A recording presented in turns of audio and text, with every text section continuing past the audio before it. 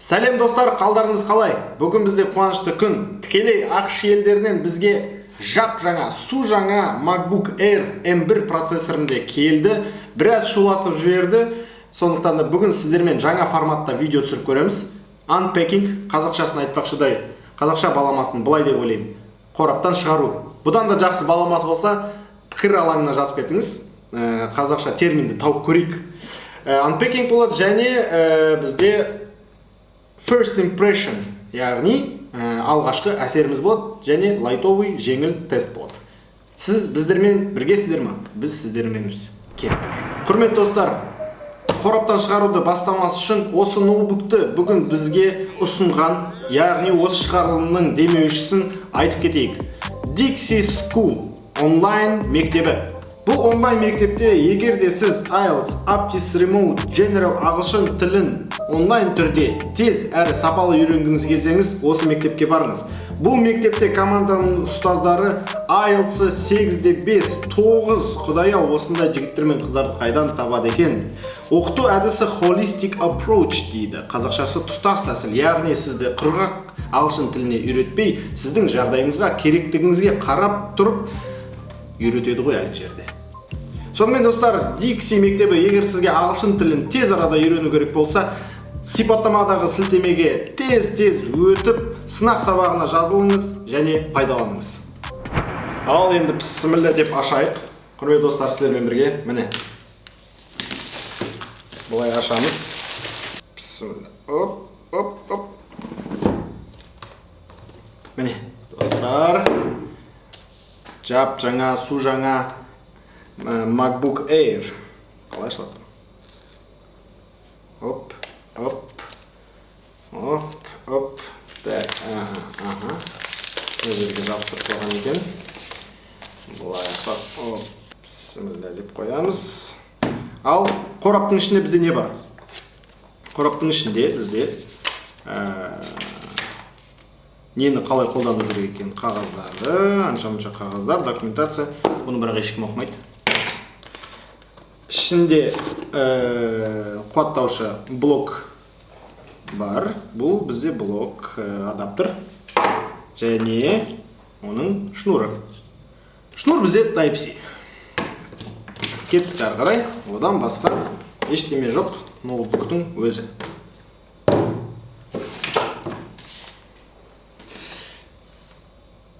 Енді не дейміз, құрметті достар?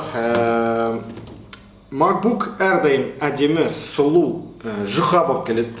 M1 процессорындегі MacBook Air ешқандай одан айырмашылығы жоқ, сондай да сұлу болып келеді. MacBook'ты іске қоспас бұрын бағасы туралы сөзге тиек етейік. Бұны тапсырыс берген досым ақш елдерінен тікелей тапсырыс берді. $1000 сатып алып, сосын сол елдегі, сол штаттағы салықты алып тастаған кезде $900 болды дейді, және жеткізу құны $50. Яғни $950 осы ноутбук бізге келіп отыр. Орта есеппен $1000 деп алсақ, $50 жеткізу деп алсақ, 425 сызықша 450 мың теңгеге осы ноутбукты сіз дәл қазір тапсырыс беріп ала аласыз. Ол ақштан тапсырыс берген кезде. Ал қазақстандық нарыққа келген кезде әрине оның бағасы көптеген қымбаттап кетеді, 500 мыңнан былай асып кетеді. Сонымен ашып бастайық. Қалай болар екен? Міне. Бірінші ашуы. Керемет достар, міне. Міне қараңыздар. Бетіндегі пленкасын аламыз. Осылай бізде әдемі әуенмен ноутбук қарсы алды. Бірден қосылды. Біз English, яғни ағылшын тілін таңдаймыз. Select your country origin.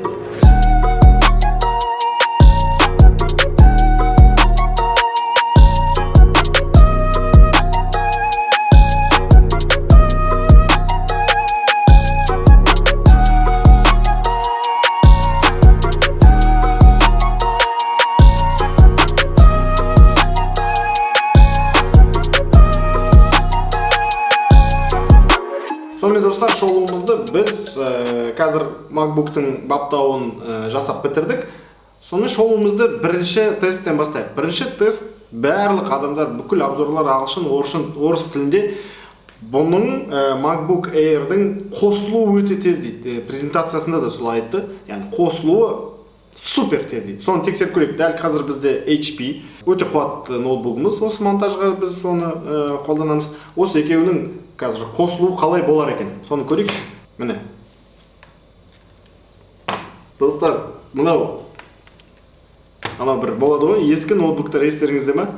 Жауып сумкаңа салып қоясың да, кейін үйге барып ашып қалсаң, әлі өшпей қалып кеткен ноутбуктар болды. Сол сезімді келтіреді екен маған, шыны керек. Мені қараңыздар. Аштым. Мынау істеп тұр ғой. Өшпеген секілді болып көрінеді, мынау енді қосылып жатыр. Болды. Дизайн туралы айтатын болсақ, достар, аса өзгеріс жоқ. Бұның алдындағы сыртқы дизайн айтатын болсақ, бұның алдындағы қандай Air'лар қалай болса, тура солай көрінеді. Алайда кішігірім өзгерістер бар екен. Сол туралы айтып кетейік. Жалпы айтатын болсақ, MacBook Air корпусы алюминийден жасалған.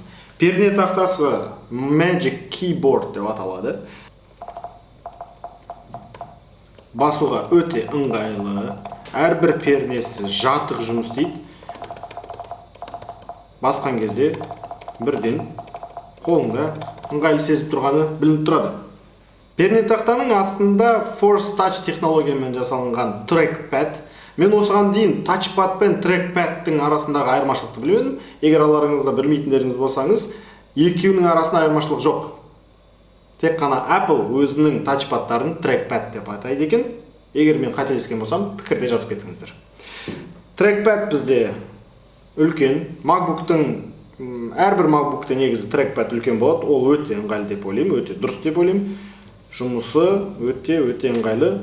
Бұның бір жақсы жері, кез келген жерін басқан кезде бұл жұмыс істей береді. Тек қана астыңғы екі бұрышында емес. Ол жағынан ешқандай бізде сөз жоқ.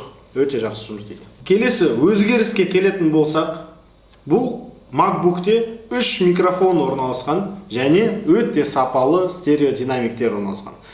Бұл 3 микрофонның қою мақсаты сіз мысалға зуммен сөйлесіп жатқан кезде сыртқы дыбыстарды алмайды, тек қана сіздің дауысыңызды алуға арналған микрофондар екен. Бұл өте маңызды шыны керек. Экранына келетін болсақ, біз барлығымыз сүйетін Retina. Бұндай экранды басқа ноутбуктарда көре алмайсыздар. Мен өте бұл тұнық түстерді жақсы көремін. Экрандағы жаңашылыққа келетін болсақ, True Tone технологиясы қолданылған. Сіздің қай жерге жүргеніңізге байланысты, күннің жарығы қандай, немесе қараң жерде отырғаныңызға байланысты өзінің тонын, яғни түсін өзгеріп отыратын технология. Уақыт өте оның қаншалықты пайдалы екенін көреміз, бірақ менің ойымша жақсы пайдалы зат деп ойлаймын. Дизайндағы басқа жаңашылықтарға келетін болсақ, перне тақтаның оң жағында, үстіңгі жағында саусақ ізі сканері орналасқан. Менің ойымша бұл өте ыңғайлы. Ноутбукты әрдайым ашқан сайын пароліңізді теріп әуре болмайсыз, саусақтың ізімен ашып кете бересіз. Ары қарай жылжитын болсақ, M1 процессоры не деген сұрақ туады.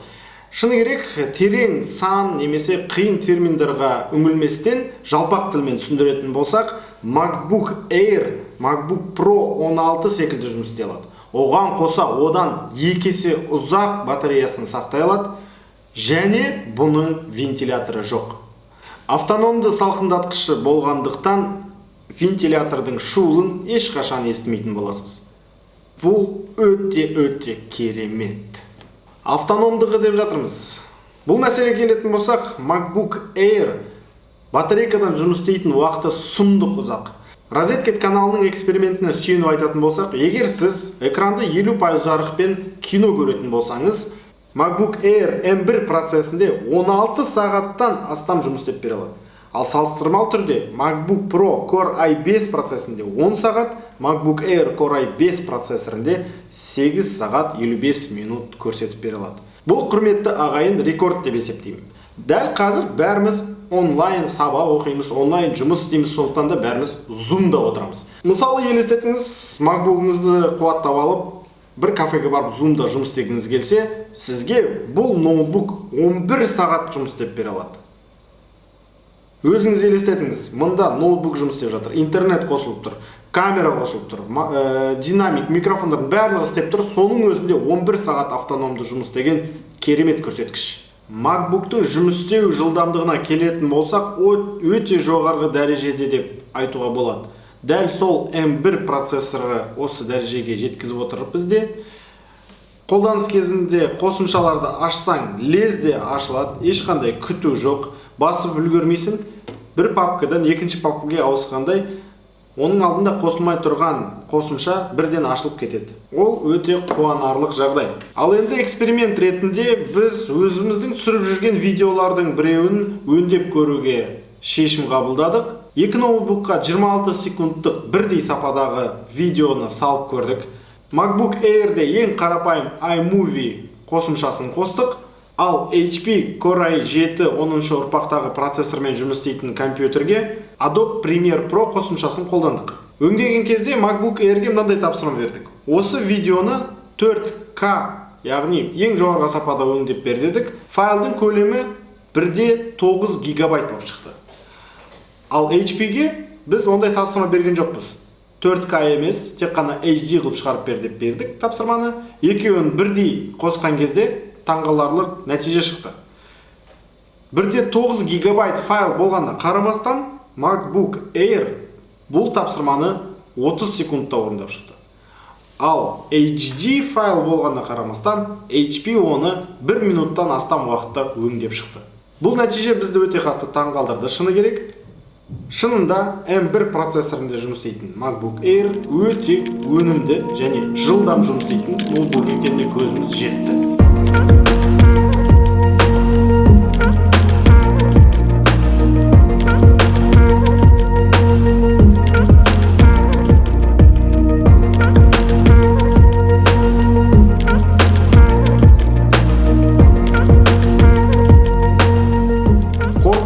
Құрметті достар, бүгінгі шоу мен үшін өте қызықты болды. Өйткені бұған дейін мен MacBook'терді алып қолданған емеспін. Өйткені олар әрдайым қымбат болатын. Тіпті университет бітіріп, айлық тапқанның өзінде де мен ноутбук таңдаған кезде Lenovo Yoga сәл қолжетімді, бірақ сапасы жоғарғы дәрежедегі ноутбукты таңдаған болатынмын. Десек те, Apple'дар неге қымбат деген сұраққа келетін болсаңыздар, біріншіден бұл бренд, екіншіден сапасы соған тұрарлықты. Дәл қазір M1 процесіндегі жасалынған MacBook Air'ға көшейін бе, немесе көшпейін бе деген сұрақ туындап жатса, мен бұған былай жауап берер едім. Егер сізде дәл қазір ноутбугыңыз өзіңізге жарап жатса, жұмысыңыздың барлығы осы сіздегі бар ноутбукпен істеп жатсаңыз, жүгіріп барып көшудің әрине қажеті жоқ деп ойлаймын. Алайда ноутбугыңыз ескіріп, баяғыдан бір басқа ноутбукке көшем деген ойда болып жүрсеңіз, болмаса сіздің туған күніңіз немесе жаңа жыл жақындап келе жатып, сіздің жақыныңыз сізге бір ноутбук сыйлайыншы деп айтып жүрген болса, тұрарлықты деп айтар едім. Осымен бүгінгі шоуымыз тамам. Видеоны аяғына дейін қарағаныңызға көптен көп рахмет. Келе жатқан мерекелеріңіз құтты болсын, жұмыстарыңыз сәтті болсын, жаурамай, ауырмай шауып жүре беріңіздер. Қош сау.